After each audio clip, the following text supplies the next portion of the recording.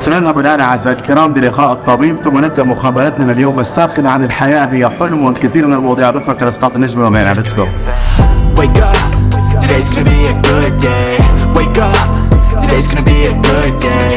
Wake up, today's gonna be a good day. Wake up, today's gonna be a good day. Wake up, today's gonna be a good day. Wake up, today's gonna be a good.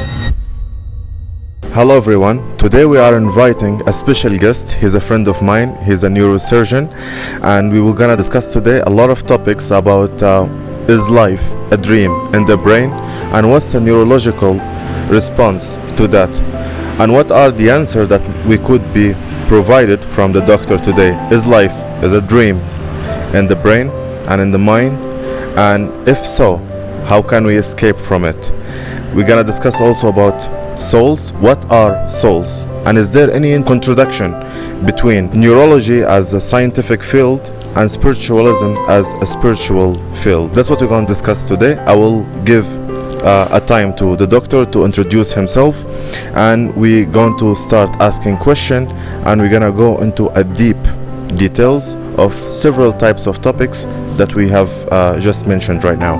Okay, thank you, doctor, for this interview. I'm really happy having you with me here. Well, thank you so much, first of all, to call me on your channel, and it was a very beautiful moment when I met you, and I could see a different kind of energy on you, and I'm looking at this young chap who has got certain glow on his face. A lot of it comes from meditation, I know, so we started connecting. Let me introduce myself. I'm Dr. Mahendra Singh, and I'm from India, and I'm a neurosurgeon who's practicing for the last 25 years, and he met me at my clinic, and apart from being a neurosurgeon, I have been into meditation ever since I was in my school days, later school days, and then gradually I started finding more and more about it. And someone says that divinity is not what you choose, divinity chooses you. So it's there or it's not there.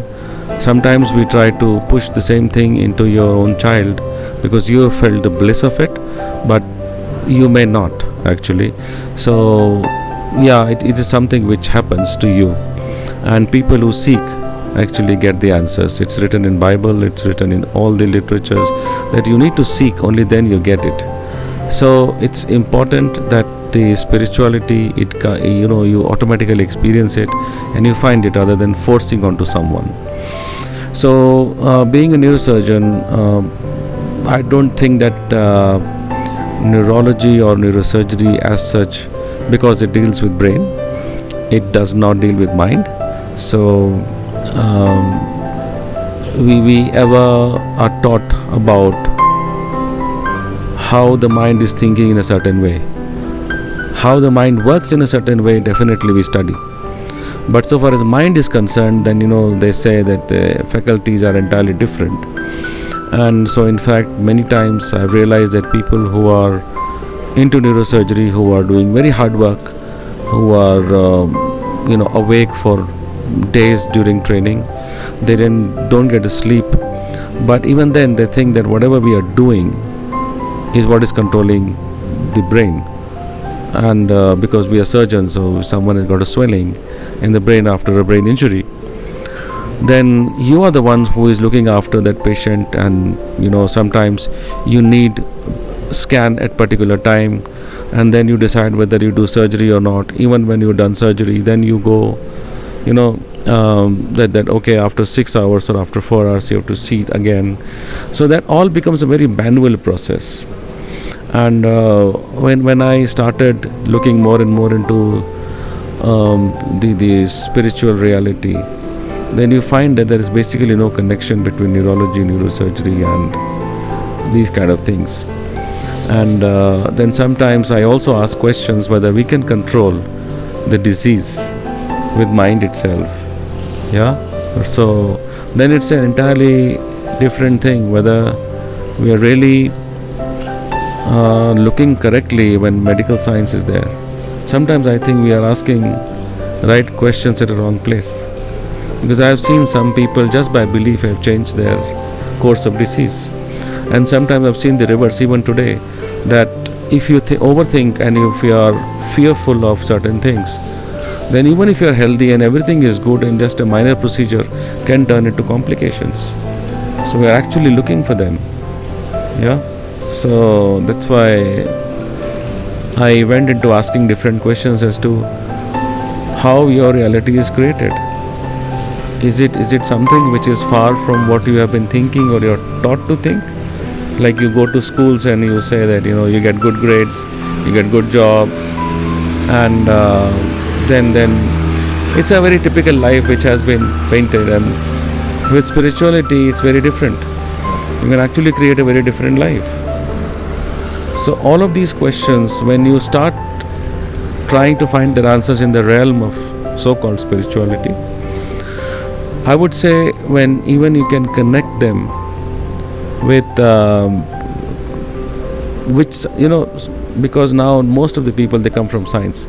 Most of the people are influenced by Western world, and Western world is all about material, what you can prove. Exactly. Yeah. Agree. And so when you go through their quests, and there are wonderful teachers in the Western world now, but if you go in the depth of them, you realize that a lot of it is coming from the Eastern world. Or it's not a fight between the Eastern and Western, but it's more like what should be your way of thinking. So in the base of it, whosoever is now speaking, in the base of it is either spirituality or multidimensionality of religion, or it's about the the quantum physics, which is one of the best thing which can explain spirituality or the dimensions you are living or the reality that you can create. Are you getting me? Yeah. So when I started teaching meditation to some medical students in a university here, I realized that unless I tell them that the start is from science, because that's the conversation starter, because science is what they would understand. They think science is the the ultimate. Because science is only a subject of what is known, what you can explain. Science is not something which you cannot explain, but they exist. Yeah. So basically science is a much smaller fold than actual reality. So science is not as big as we think. Yeah, but then you have to believe in your own exploration, and then go through the literature, keep yourself loose, boundless, so you can get maybe the reality. Agree. That's what I would say for maybe the spirituality, or because mind is something which brain does. And we are still, and sometimes I tell to my fellow neurosurgeons that we are still stuck with what the brain is, and it's a very small thing. It's a physical structure and it's very small, but mind can travel. Many times I think nowadays we are sending starships and we are sending so many satellites, and we are trying to find out what's there. But if you go back to a lot of literature which the sages in India have written, like the planetary positions, their shapes, the distance of Earth from Sun, okay, or there is a Somnath temple where they have written that if you go from this point straight down, you will find Antarctic. So how did they go there? There is no history of their exploration. There is no recorded literature of how someone went there. By the spaceships or by water, there is nothing like that. But there is definitely literature which says that these things exist. How did they know? So, and then if you connect that dot with the fact that in ancient India, meditation was considered very strong. It was one of the key factors which would give you knowledge of the ultimate. If you talk of Lord Shiva, which you are, exploring, it's your favorite topic. So Shiva is nothing but, a meditative energy.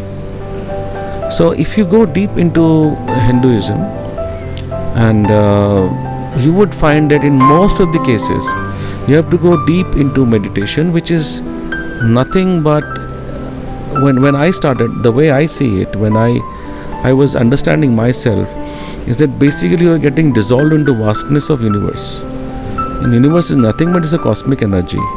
And if you talk of energy, then you have to talk of quantum physics, and the waveform of electrons. So if you say you're not happy with your reality,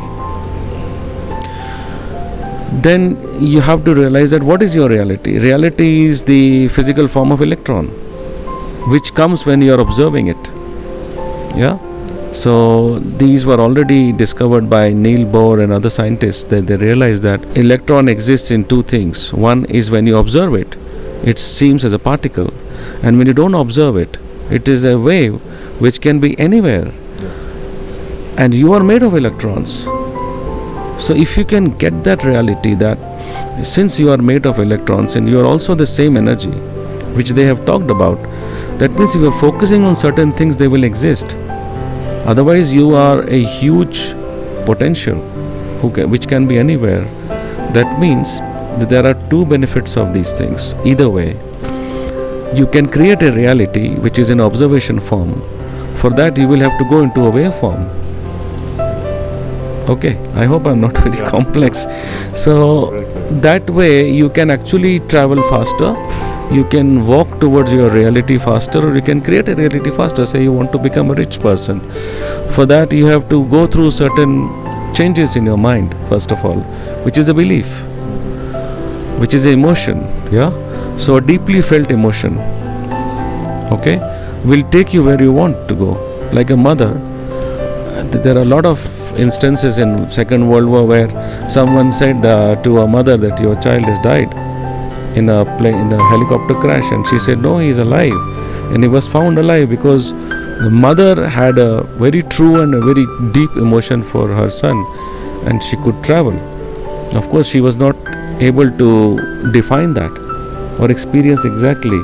I have seen on certain studies where what Russians have done is that they separated a cat mother from the kittens, and they were kept miles apart, and then they sacrificed one of the baby, and they were studying the mind waves of the mother cat, and exactly at that same moment the mother's brain waves were suddenly, they had a very wild waves going on.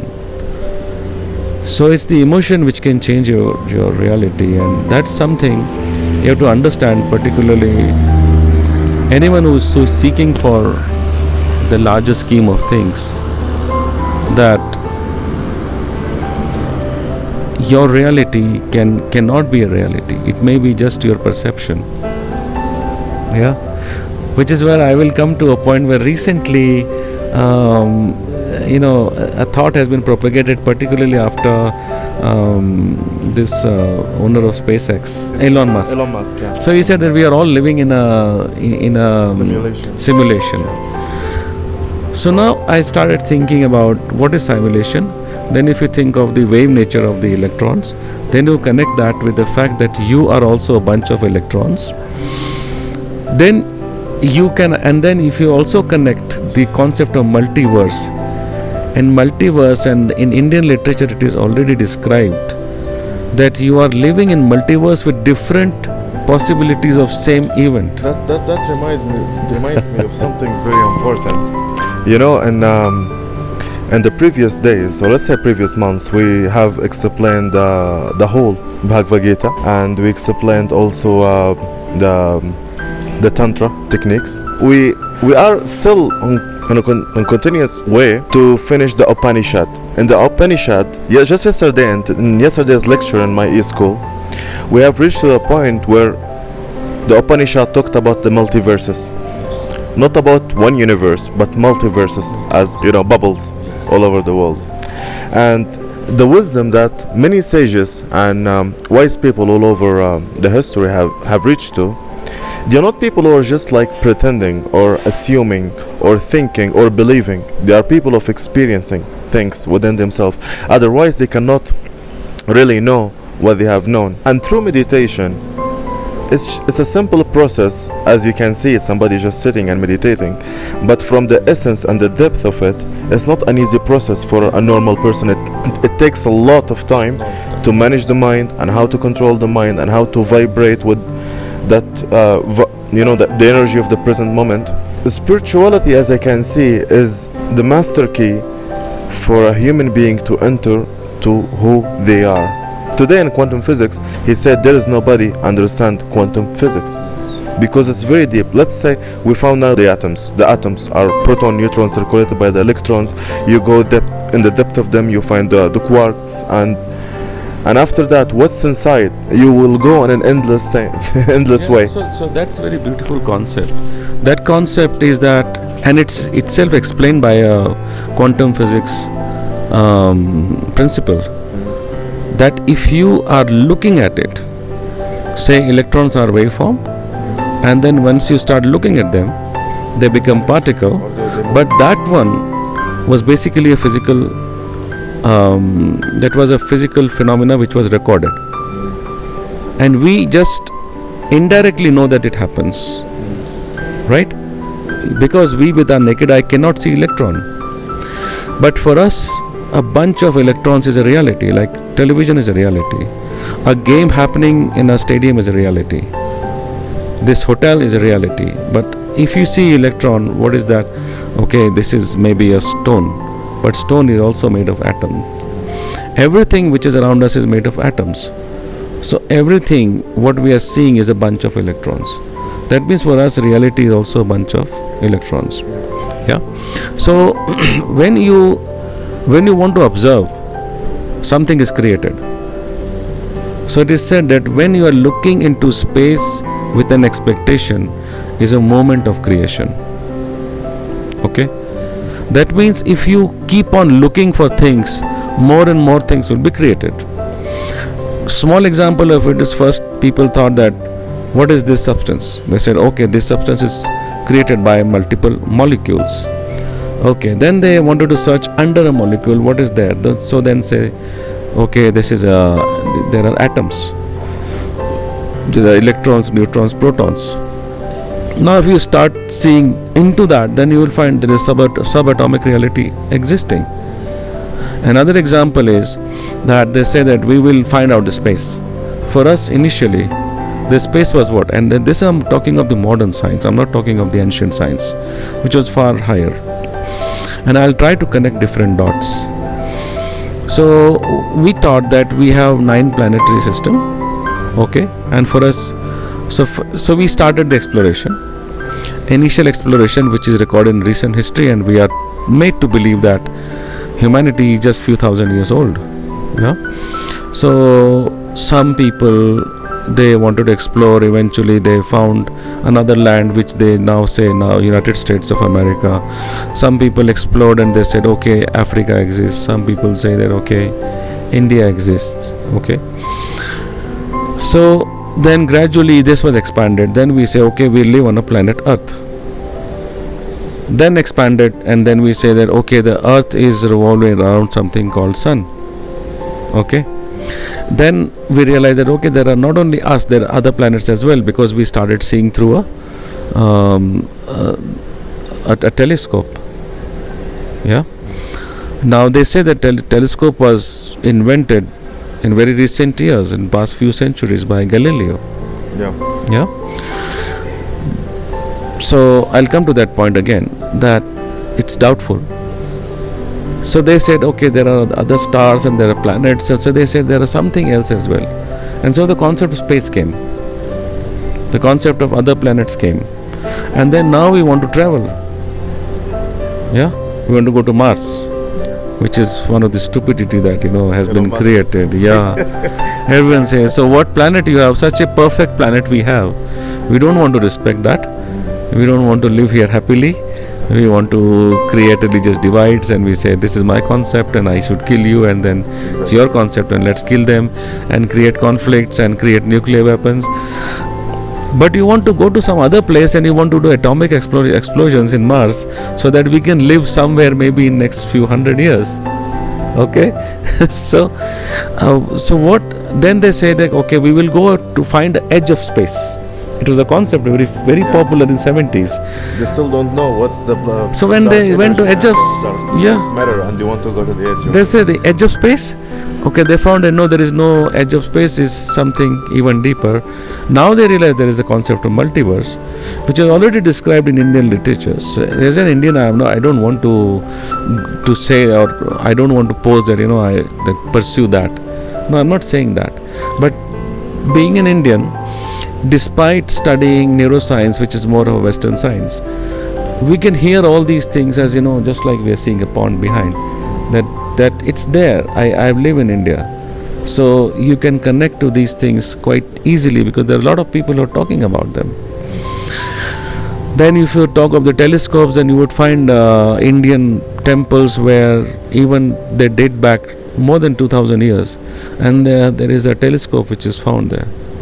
Yeah, there's a guy called Praveen Mohan who had worked in USA as an engineer, started exploring Indian temples and what they're saying. So they realized that the zygote formation and everything is already described thousands of years back. Yeah. But then if you can also connect the fact that since I'm trying to connect the dots, that every 5,000 years a mass extinction happens and then everything is recreated. So, but there are certain points where the present or the future is meeting the past, which is quite like future, which is actually shown in a beautiful movie called Interstellar. I watched it. So space travel. Yeah, so now if you observe that he was actually space traveling, but the things which already are shown before there he is going for a space travel were happening so fast that it is perceived as future when it is the past. Yeah, so there are books that are falling and the daughter is saying don't go, it's saying something. He himself who is watching his own action. Yeah, and so in the end in the movie it is shown that he is trying to convey something to his daughter. So if you connect all these dots, you would realize that maybe we are entering or we are being recycled. And it's also a fact which several people, if you can go through the documentaries by Mr. Greg Braden, and Greg Braden has got a wonderful series on Gaia about civilization. There are 52 episodes. Yeah. So on those 52 episodes, he's connected the civilizations, their beliefs with the modern science and the time travel and whatever I remember old civilizations. Beautiful. So we find sometimes archaeologists, when they try to find out things, they find that in the deep layer of planet Earth, they find a microchip which is, that layer is at least 150 million years old. But they're finding a microchip with the proper engravement as we find in the chip today. But they're even found on moon.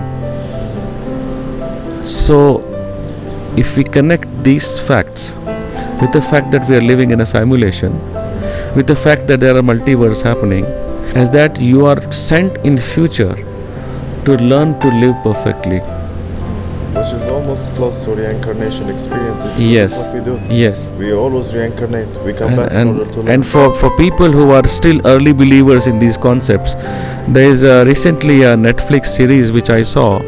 I think it is 1896 or something, where you are on a ship. And then on a ship you are going there and doing something, and then they start killing each other and something happens, and in the end you reach an area where several so now the whole ship is damaged, and in between some people are having some views of that this is a simulation. Okay, so they start breaking that and want to go somewhere else. And then so there is a simulator who is creating all these simulations because they want these people who are on the ship to learn something. It's based on the same concept. And then in the end it is showed that all of this is happening in someone's mind in a space. Yeah, at the end. So it's a wonderful serial which tells us that somehow, because there is nothing to prove that whatever we are saying is real. But recently the Nobel Prize of Physics has gone to people who have tried to show us that, whatever the real nature of quantum physics is real, and because of that validates a lot of these concepts which were there. So if you talk even about the multiverse, is that multiple realities of the same thing are existing. Like there is a character called, which is in the form of a crow, called Kagbushundi. So Kagbushundi is a character which has got the capability to see through time. It's the only character which is supposed to exist which can actually see through time. It can see the past, present and future. But that's about someone who is a time traveler. Yeah. I met a very revered person in the field of architecture. When I met him a few years back, he was 80 years old. And he was going through my photographs because I do a lot of landscape photography. So he is telling me that, as a neurosurgeon, what do you think when you are seeing this brain of people? Do you see thoughts? Yeah. So I said, no, it's not possible. But then when I was answering his question, I was asking one question to myself: do you have a capability to see thoughts in the first place? The thing, thoughts are a physical thing which can be detected through Yeah. So of course we say that thoughts are things, because when the way you think, things happen to you. But at the same time, we as neurosurgeons or neurologists are only going to work with brain, which is a very, very physical structure. But we don't know then what it is doing. For that is mind. And for mind you need spirituality to pass through that. And for that experience, we have already spoken before about how our five senses are connecting with the world. The five senses which are the basis of a human existence. So he says, I smell, so I do exist. I see, so I do exist. I hear, so. But they don't know the process how seeing and smelling and tasting and touching goes. Well, for example, let's say now we are sitting and we're hearing, let's say, a water coming from somewhere. This water just goes, the sound of it as a physical sound, to the eardrum. Then it goes to the middle ear. Then after that it goes to around 16,000 cells and nerves, and then it passes to the brain. And the brain in that side, either he will be afraid from this unknown sound, or the most of the time what the brain does is that makes something related to the sound. For example, if you hear something like puff, your mind will consider the sound as something related to a previous experience, like an explosion or a door which is closed very hard or something like, but it will create also harmonic responses after that immediately, which happens in less than a second, like a quick.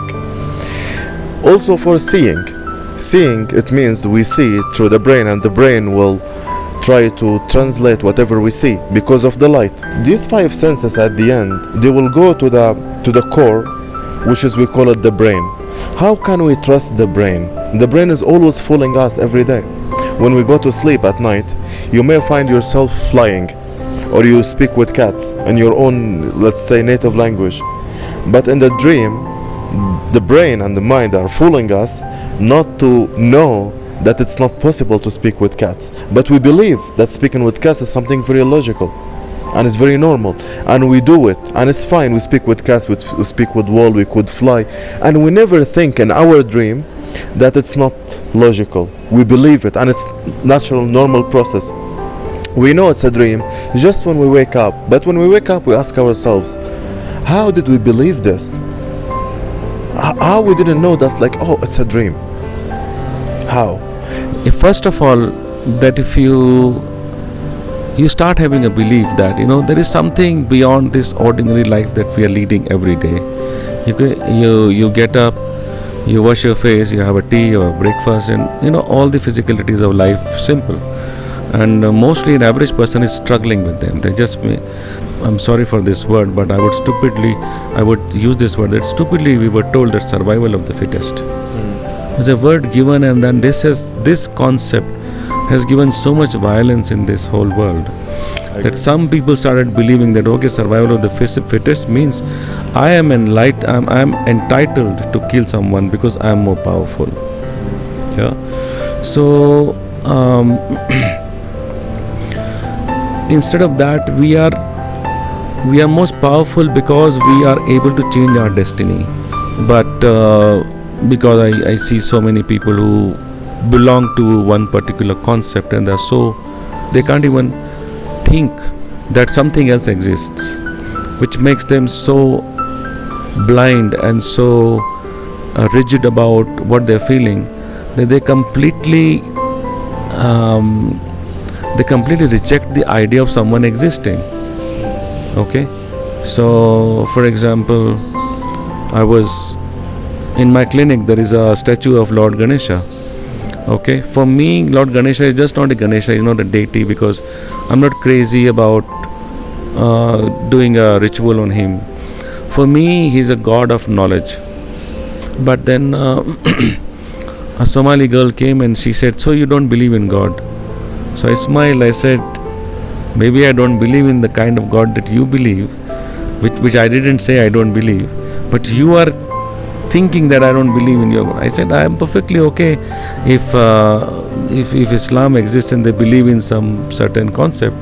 I'm okay with it, but I have my own God. So I mean, why should you think that I don't believe in God in the first place? And then I also believe that everyone can have their own concepts, which was just we talked about pantheism.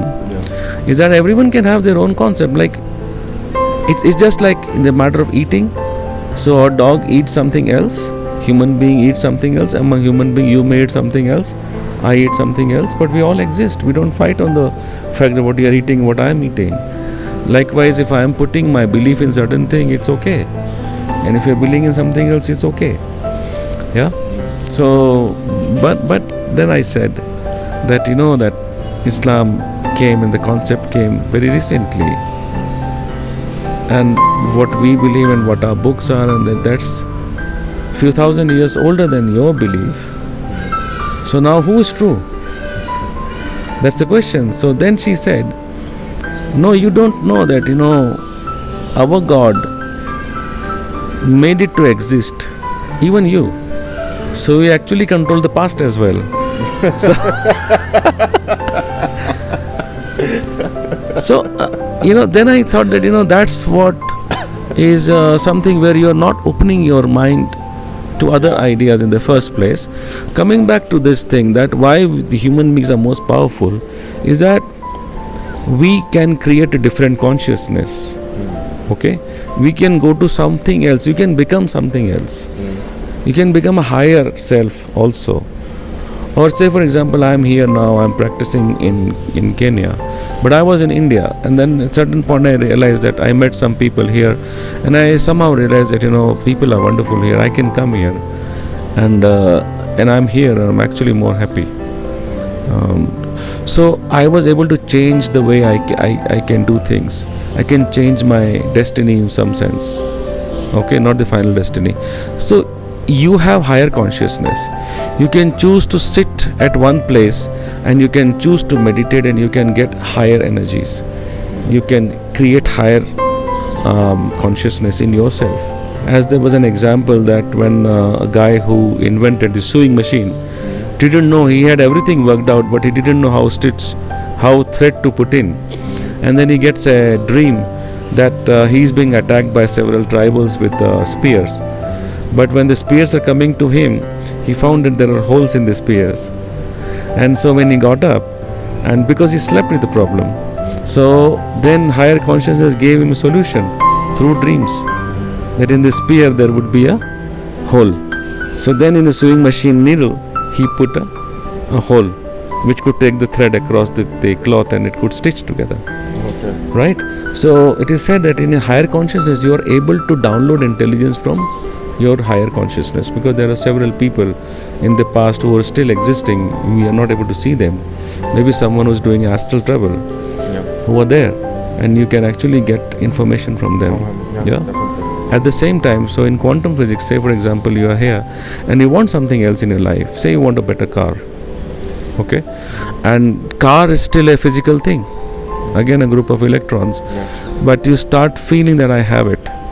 Now there is a very fine difference between being delusional and going into a total world of fantasy to a level we are believing in a higher consciousness that you will get it someday. Yeah. So now that thing or your desire exists in a waveform, and you have to be in a waveform to convert it into a particle form or in atom form. So that's called manifestation. Once I used to do paintings earlier. I got a very senior teacher who I think was first guy to tell me when I was in a second year in medical college. He was doing tantra paintings, and he said that when I sleep, I don't know when I create these paintings, but when I get up in the morning, these paintings are already created. So he started talking about Kundali and Kundalini, and there are different levels.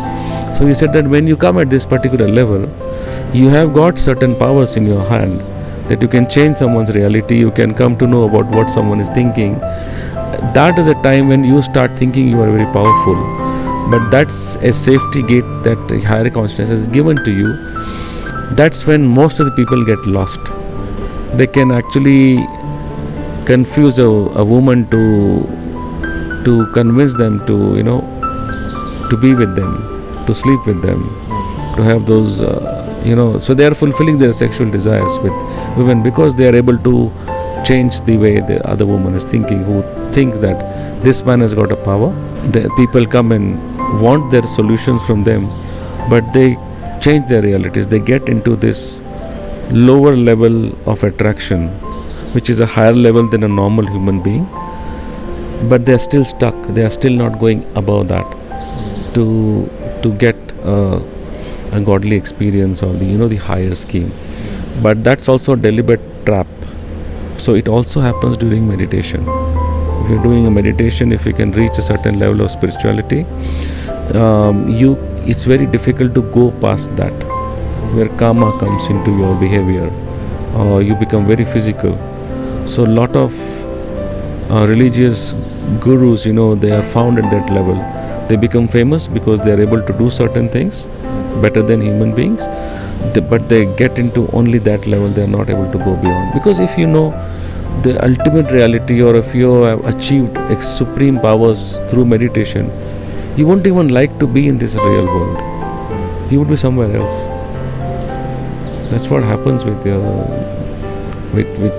many people who are sages who go and get lost into Himalayas. I'm really excited and happy to find somebody from a scientific field who's speaking about spiritualism, because in the scientific field we have two group of people. First, we call them materialistic and rationalist and skeptic, and from the other side we can find people who are trying to find spiritualism and scientific explanations at the same time, and I think this is the right way.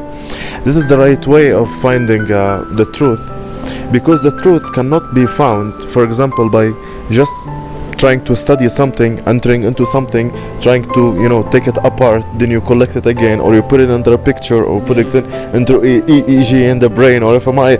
You can see from that side just what are the things in there, but you cannot know what are the essence of them. We are being fooled to remain in this simulation through these five senses. We just have to travel inside for the longest and deepest journey, for the deepest meanings. Yeah. Okay. All right. Thank you so much, guys, for watching this interview, and I hope you a very beautiful day. Thank you so much. Thank you, doctor. Thank you so much. Thank you. Wake up, today's gonna be a good day. Wake up, today's gonna be a good day. Wake up, today's gonna be a good day. Wake up, today's gonna be a good day. Wake up, today's gonna be a good day. Wake up, today's gonna be a good day.